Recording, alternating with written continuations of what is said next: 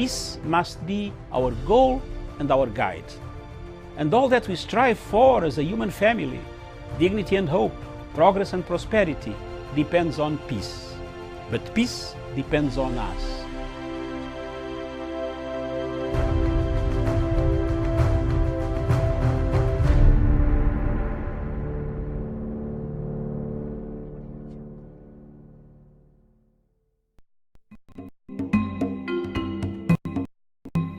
Today in Africa, we see a lot of uprisings, planning for uprisings, plotting for uprisings in several African countries.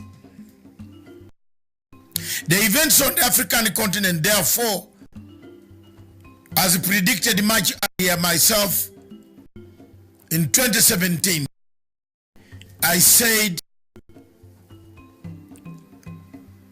before 2020, 13 African countries would have undergone either soft regime change, soft coups, or violent regime change through uprising, which now seem to be real. The signs that and symbols that we see are the real symbols and the signs that more is to come against African governments.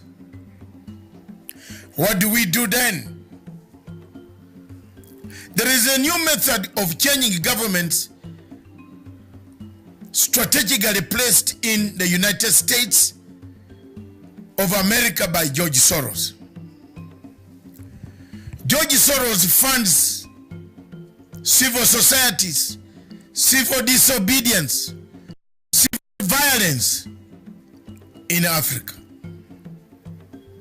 It is upon you Africans and African heads of state, wherever you are, as you convene, as you plan to convene next month or before the end of this month in Addis Ababa, to understand the magnitude of this regime change strategy. Many wars are taking place, internal strife, conflicts like the one in Cameroon, Amazonia, like the one in Biafra, Boko Haram, and then in Biafra, like the one in Libya. But the theme is the same. Regime change, uprising. Is it a matter of taking over our resources? You see, the war in Congo has erupted again. Unknown militias have arrived in Congo, restarted the war, and it is going on. All these culminate to one thing. Are we ready to be independent? As I said last week, this week, are people in Africa ready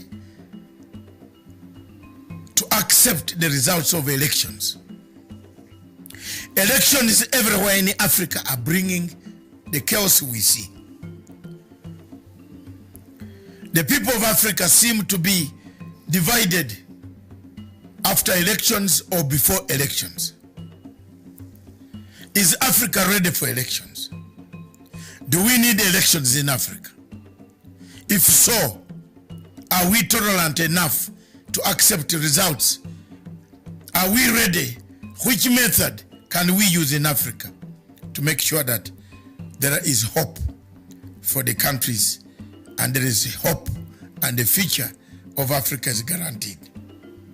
Viewers, the High Court in Malawi today or yesterday was hearing a case when the president had already been sworn in. If the president of Malawi has been sworn in, then the High Court is hearing the case. Is that not a disaster, an accident in waiting? Whether this will make us have a peaceful Africa remains to be seen. And may God help us to build a better Africa. Thank you very much.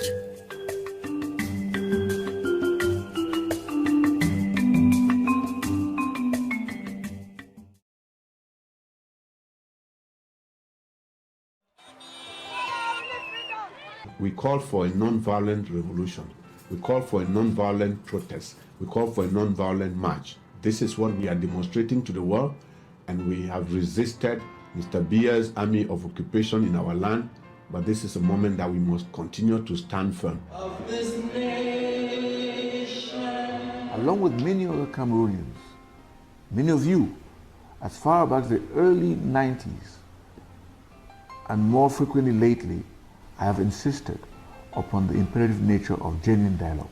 Unfortunately, the government's solution has been cosmetic reforms and repression. Teachers, lawyers who raised legitimate concerns were either arrested or forced into exile. Doctors, important people in our society who asked for genuine dialogue, were met with punitive transfers and humiliation. It is regrettable that the government hasn't learned from the past.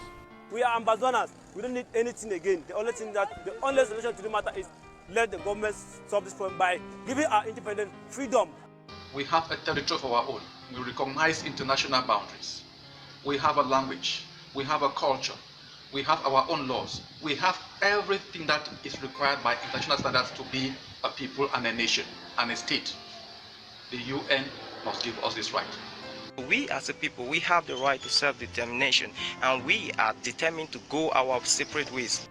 The people of the Southern Cameroons have suffered under the brutal regime of the annexationists, La République du Cameroun. We have suffered for 56 years, and we finally decided that enough is enough. I think dialogue is the main solution, because the use of military has never been a solution to a problem concerning this kind of issues.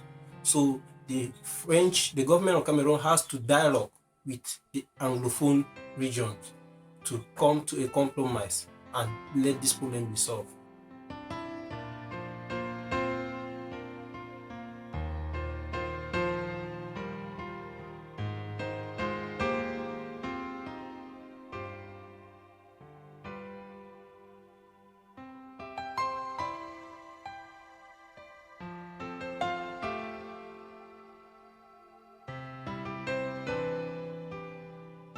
Now, we want to inform the whole world that the Southern Cameroonian prisoners of conscience in the jails of Yaoundé are on the second day of their declared hunger strike.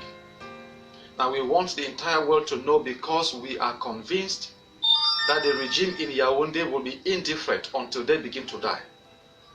While we encourage our brothers in this process, we also call on Southern Cameroonians to join them in a fasting, so that the whole world may know that we are a determined people. Self-determination cannot be effective without self-defense. We are opposed to violence. We are opposed to war. But if La République, if the UN should continue to dilly-dally as they are doing, and La République comes now to attack our people, they are forced, they are bound by the law of nature to defend themselves. Hail, this land of glory, we the Amazonians pledge our loyalty.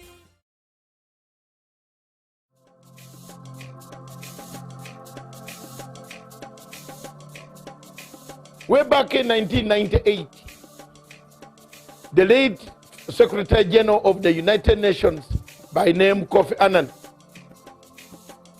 thought of an idea, brought an idea of saying the only way to bring a world order where crimes committed that are not punishable in local courts, local countries, regional courts could be taken to an international crimes court.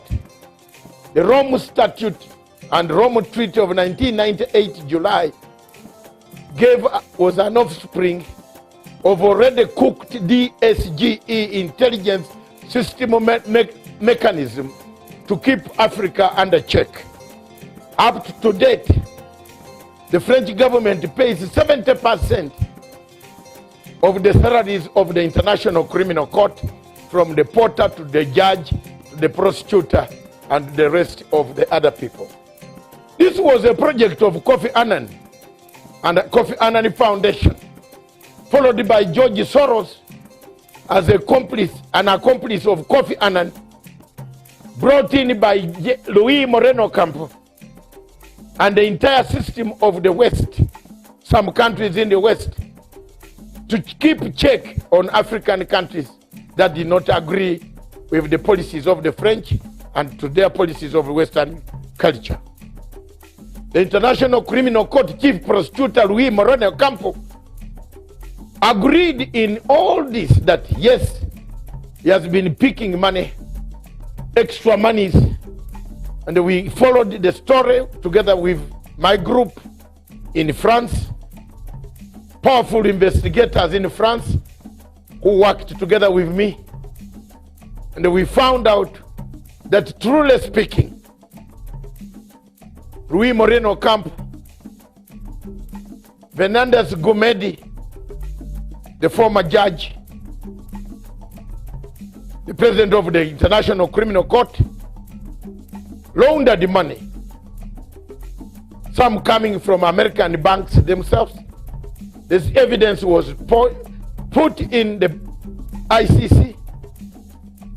In the case of Bashir versus the chief prosecutor, I filed an application, which I still have, and which I'm going to publicize again, so that people can know that I was right. I've been vindicated because the American friends now have found that my credibility is real, that I was right when I stood up to say this court is corrupt. This court launders money, $17 million of United States money, laundered through Bahamas, through New York banks, back to Ocampo's personal assistant, by then called Fernandez Gomedi Silvia, who later on rose to the ranks of becoming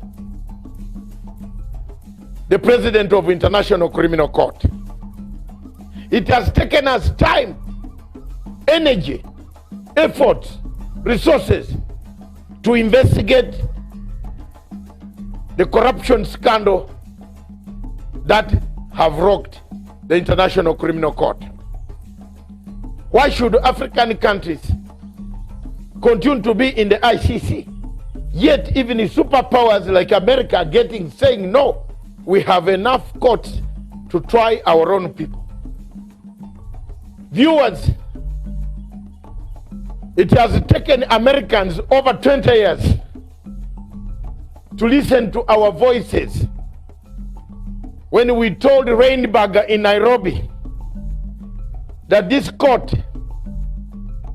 is a corrupt court. Today, on the eve of September the 11th, I want to deliver a clear and unambiguous message on behalf of the President of the United States. The United States will use any means necessary to protect our citizens and those of our allies from unjust prosecution by this illegitimate court.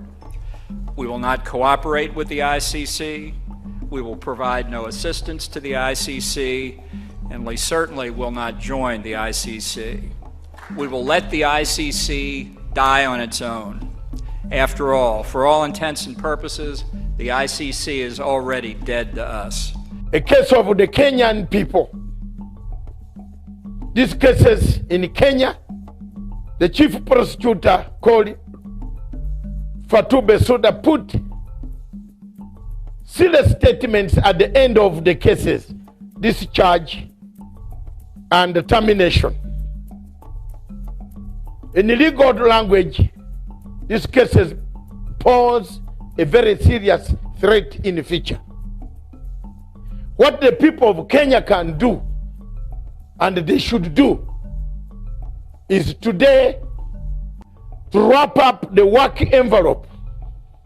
Because until this envelope is sealed, thrown in Indian Ocean, the chief prosecutor in the future will come and look for that envelope, use it to incriminate people again. It brings me back to the situation. America is sealing its journey out of the ICC. Why do you wait? Why don't you take this opportunity to seal your journeys out of the ICC? America is quitting, warning that it cannot no longer be a party to such an obnoxious court, a court that has no powers, that talks from this side and vomits from the other side, a court that cuts and pastes evidence, a court that buys witnesses, a court that incites incentives, gives incentives to witnesses of a passport and a relocation, then you tell lies about people. A court that sentences you as per the words there. Why should you leave a country that